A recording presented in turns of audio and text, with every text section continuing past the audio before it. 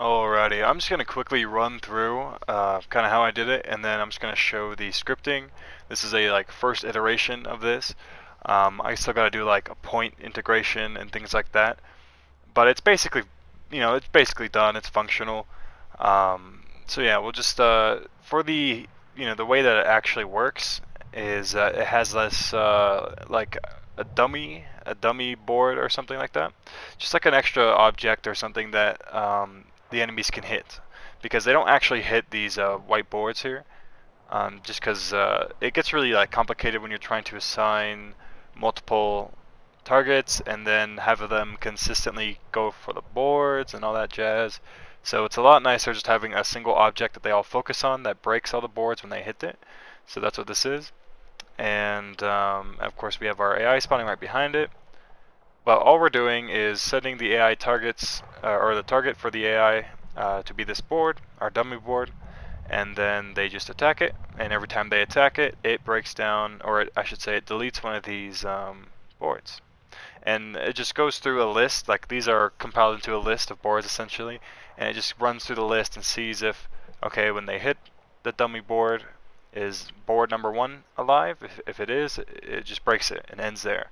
If it's not alive, it goes to the next board in the list and checks if that's alive, and so on and so forth. And then for the rebuilding, it does the same thing where it checks through the list of boards, but this time it's each time you press the button, and instead of breaking, it's just building it. And now for the script here, it's pretty simple in concept.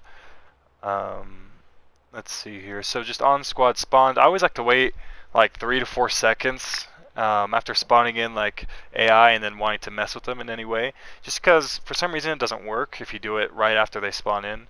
But this seems to work nicely. And I guess the rule is like 3 seconds after, and then like, I don't know, 12, I think, for drop pods and whatnot. But I'm not too sure. You gotta play around with that for other spawn methods. But for just spawners, I like to go with 4. I think it works just fine. You could probably get away with 3, and then I just modify the AI targetable list, and that's just saying I'm modifying what their targets are, and I'm just adding, as you see here, operation add. I'm adding the dummy board with this object right here, and then on that very same object on damaged, I just trigger a custom event. I guess for this, I didn't really need to do custom events since I could have just like linked them up from here to here. But in case I ever wanted to use it again, it's just a good code etiquette, I guess. Make it nice and clean.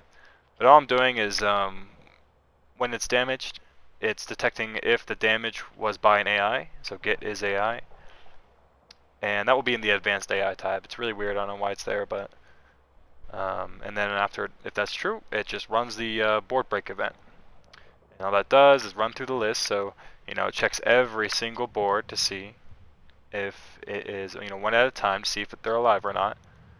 And in this case, for breaking the board, if true, or no, sorry, if it is not dead, if false, it will delete the object that it just checked. And then if it is dead, it will just move on to the next one and see if that one's alive. So on and so forth, and it's literally the opposite for the button. And that's about it. So I'll keep an update on a prefab for this and just kind of finishing it up. But I'll also be uploading I don't know if I'll do a post or like I don't know, maybe a video or something for a stream schedule, because I know I stream at a weird time.